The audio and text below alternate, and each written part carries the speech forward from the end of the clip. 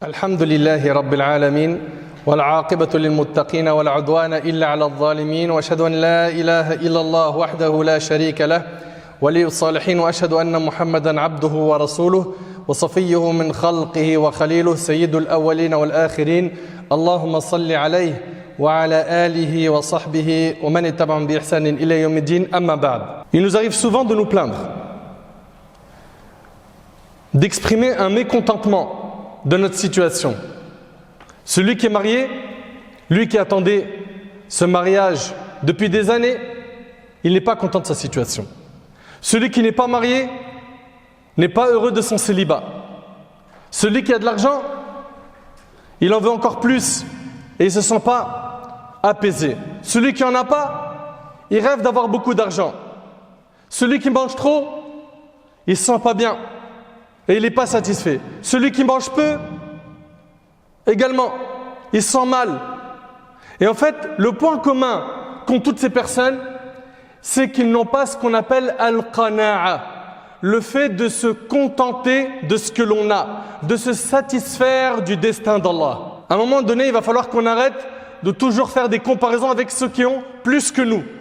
Pourquoi? Ça nous empêche d'être satisfaits de ce qu'on a déjà.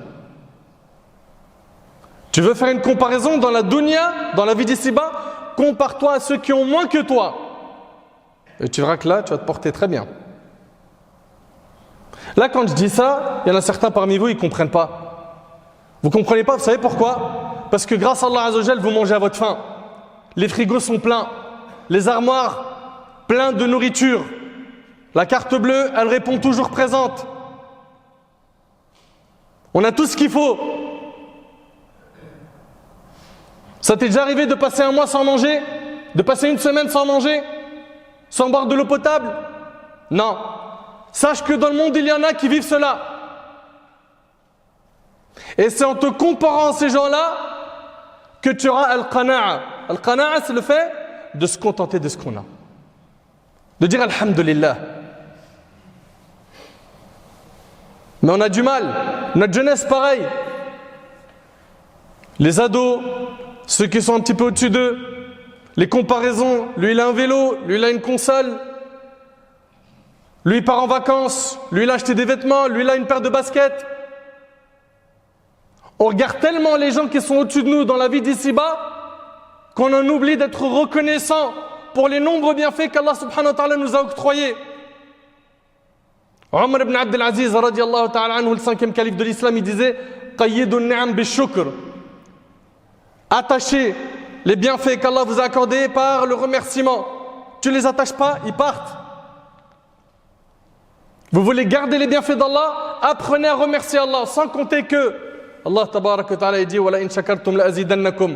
Si vous êtes reconnaissant, je vous rajouterai davantage. Selon Amr ibn al-As, radiyallahu anhu an jami' as-sahaba, le prophète sallallahu alayhi wa sallam a dit a certes réussi celui qui s'est converti, a été octroyé d'une subsistance suffisante et qu'Allah l'a rendu satisfait de ce qu'il lui a donné, rapporté par Muslim. Regardez qui a réussi. Celui qui s'est converti a été octroyé d'une subsistance suffisante et qu'Allah l'a rendu satisfait de ce qu'il lui a donné. Toi qui es là en train de chercher beaucoup d'argent, qu'on veut toujours plus, je ne suis pas en train de dire que c'est interdit de monter un projet, un business dans le halal et de gagner de l'argent. Mais quand tu es sur ce chemin-là et que tu ne remercies jamais Allah, tu n'es pas reconnaissant, tu es ingrat envers ton Seigneur, il y a un problème. Il y a un problème dans ton cœur. Toute personne qui médite la biographie de notre bien-aimé Muhammad, sallallahu alayhi wa sallam, s'apercevra à quel point notre bien-aimé alayhi salatu wa sallam était quelqu'un de qani'a. Il était satisfait de ce qu'Allah lui a accordé. N'oubliez pas qu'à un moment de sa vie, il avait le droit à 1/5 du butin de guerre, parce que certains pensent que le prophète n'a jamais connu l'argent, la richesse. Il avait 1/5 du butin de guerre, mais la dunya n'a pas pénétré son cœur. Le prophète sallallahu alayhi wa sallam, Allah tabaraka wa ta'ala nous dit à son sujet laqad kana lakum fi rasulillah uswatun hasana. En effet, vous avez dans le messager d'Allah un excellent modèle à suivre. Liman kana yarju Allah wal yawm al-akhir wa dhakara Allah kathira, pour quiconque espère en Allah et au jour dernier et invoque Allah fréquemment.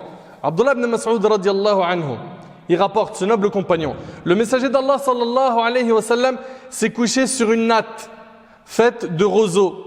C'était une sorte de tapis de paille. À son réveil, le prophète sallallahu alayhi wa sallam, ses côtés portaient les traces de la natte. Nous dîmes, ô messager d'Allah, que dirais-tu si nous t'achetions un tapis plus confortable, un tapis pour dormir, pas un lit moelleux. Nous dîmes, ô messager d'Allah, que dirais-tu si nous t'achetions un tapis? Regardez le prophète sallam, qui était qani', qui se contentait de ce qu'il avait. Il a dit, qu'ai-je à faire avec ce bas monde? Il sait qu'il est ici de passage.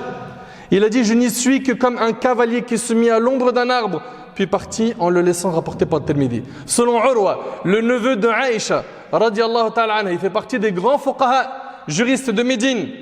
Il a étudié très longtemps chez Aïcha, sa tante. Selon Urwa, Aïcha radiallahu anha lui a dit, écoutez ce qu'elle a dit, Aïcha radiallahu anha, la femme du prophète sallam, par Allah, ô fils de ma sœur, nous voyons la nouvelle lune, puis la suivante, jusqu'à 3 nouvelles lunes en 2 mois, sans qu'on ait allumé un feu dans les maisons du messager d'Allah sallallahu alayhi wa sallam. Vous savez, ça veut dire quoi? Quand on n'allume pas un feu, ça veut dire quoi? Ça veut dire qu'on ne mange pas de repas chaud pendant 2 mois.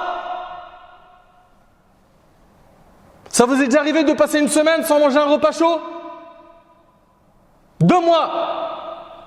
Et il lui a dit, ô tante, de quoi vous vous nourrissez? Elle lui a dit, al-aswadan, les dattes et l'eau. Subhanallah, le hadith il est rapporté par Bukhari et Muslim.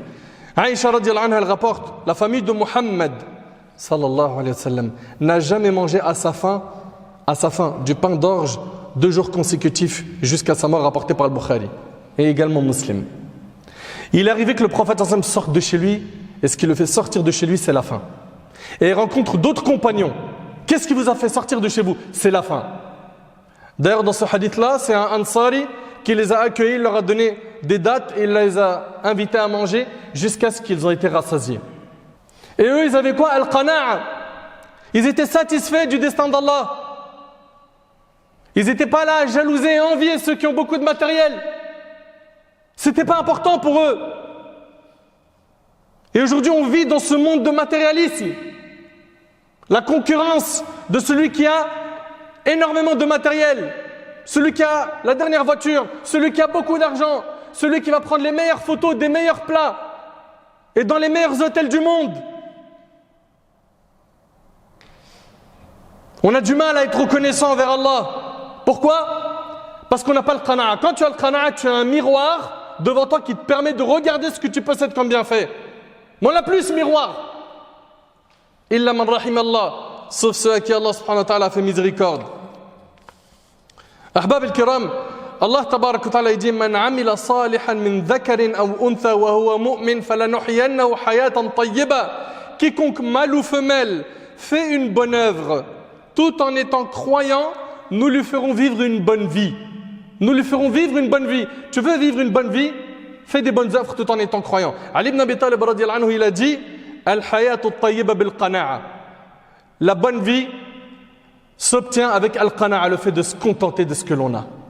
Et Hakim rahimahullah, il a dit, j'ai vu que la personne la plus soucieuse est l'envieuse.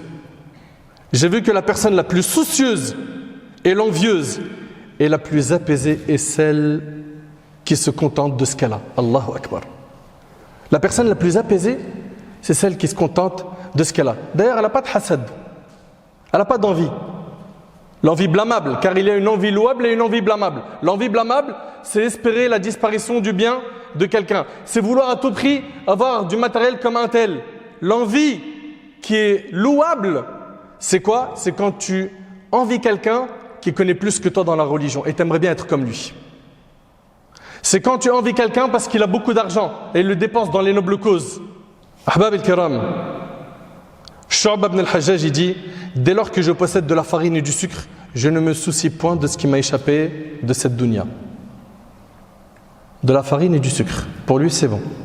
À partir du moment où il a ça, il est tranquille. Allahu Akbar. De la farine et du sucre. La personne qui se contente de ce qu'Allah lui a accordé n'est pas envieuse. Elle n'accorde pas d'importance au matériel, elle n'accorde pas d'importance à tout cela. Le prophète sallallahu alayhi wa sallam, dans le hadith rapporté par Ibn Majah, sallallahu alayhi wa sallam, a dit Kun qani'an takun ashkara an-nas. Contente-toi de ce que tu as, tu seras le plus reconnaissant des gens. Il y a un homme qui est venu voir Yunus ibn Ubayd et il s'est plaint de sa situation, de sa vie, de ses soucis. Et là, il lui a dit est-ce que tu vendrais ta vue pour 100 000? Il lui a dit non. Il a dit ton ouïe pour 100 000? Il lui a dit non. Il lui a dit ta langue pour 100 000? Il lui a dit non. Il lui a dit ta raison pour 100 000? Il lui a dit non. Et il a continué comme ça à lui évoquer tous les bienfaits qu'Allah subhanahu wa ta'ala lui a accordés. Ensuite, il lui a dit je vois que tu portes en toi des centaines et des milliers et tu viens te plaindre. Vous qui vous plaignez, regardez juste votre corps. Parmi nous, il y en a qui ne voient pas, qui n'entendent pas, qui ne parlent pas. Parmi nous, il y en a qui sont sur chaise roulante. Parmi nous, il y en a qui sont handicapés de naissance. D'autres n'ont pas la raison depuis la naissance. Et j'en passe. Et Allah, tabarak wa ta'ala, il nous a donné. Est-ce qu'on est reconnaissant? Certains le sont, d'autres ne le sont pas, hélas. Ahbab al-Kiram. Le calife Sulayman ibn Abd al-Malik, il a écrit à Abi Hazim, le grand savant. Et il lui a dit fais-moi part de ton besoin. Il lui a dit hayhat, certainement pas. Il lui a dit j'ai fait part de mon besoin à celui qui possède tout. Il a dit quand il m'accorde de ses bienfaits, je suis satisfait. Et quand il me prive de ses bienfaits, je suis également satisfait. Voilà la personne qui est qani'a. Ça, c'est une personne qui quoi? Qui se contente de ce qu'Allah subhanahu wa ta'ala lui a accordé. Ahbab al-Kiram, le prophète sallallahu alayhi wa sallam nous a dit la richesse ne consiste pas en l'abondance des biens, mais la vraie richesse est celle de l'âme, rapportée par Bukhari et Muslim sur Abu Huraira. Wallahi al-azim, vous voyez des fois des personnes qui sont pauvres, qui n'ont pas beaucoup dans les bienfaits d'ici-bas. Mais qu'est-ce qu'ils se sentent bien? Ils sont bien dans leur peau. Pourquoi? Parce qu'ils ont enrichi leur âme. Il est là constamment à se soucier de son âme, il la nourrit. Et d'autres, ils sont riches, mais leur âme est détruite, anéantie. La vraie richesse, c'est celle du cœur. Ne vous trompez pas. Le prophète sallallahu alayhi wa sallam a dit, dans le hadith rapporté par Bukhari et Muslim sur Abu Huraira, l'argent est une chose agréable.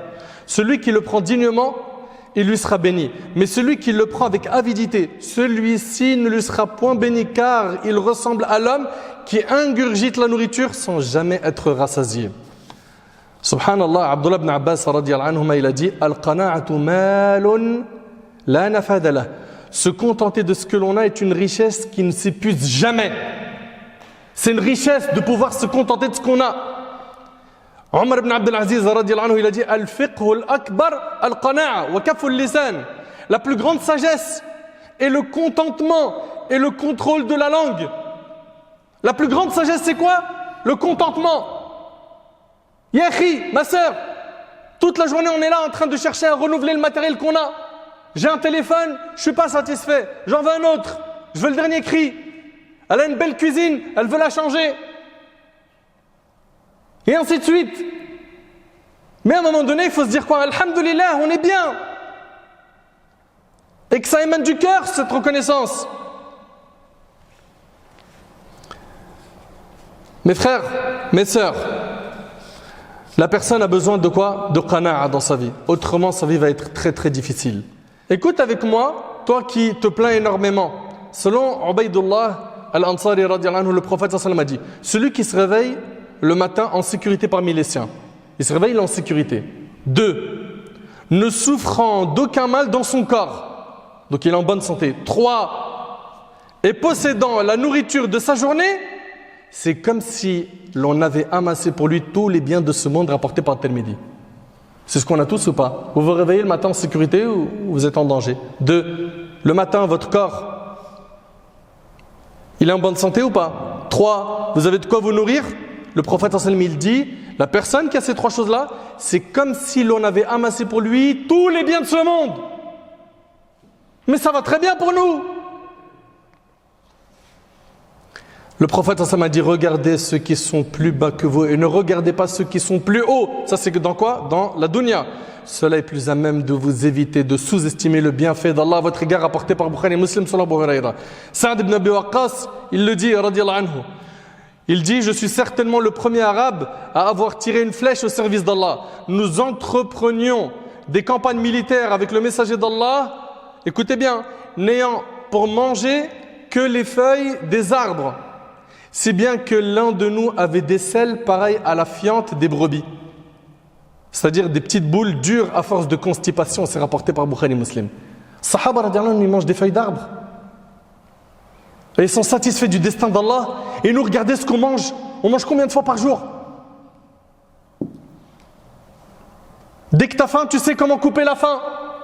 Quand tu es chez toi, tu ouvres le frigo. Tu as toujours un moyen chez toi de manger. Par contre, subhanallah, concernant le salaf, rahimahullah, ce n'était pas le cas. Même quand tu es dehors, tu as faim, tu t'arrêtes quelque part, tu achètes à manger. Abu Huraira radiallahu anhu, il rapporte, j'ai vu effectivement 70 des gens de la Sofa.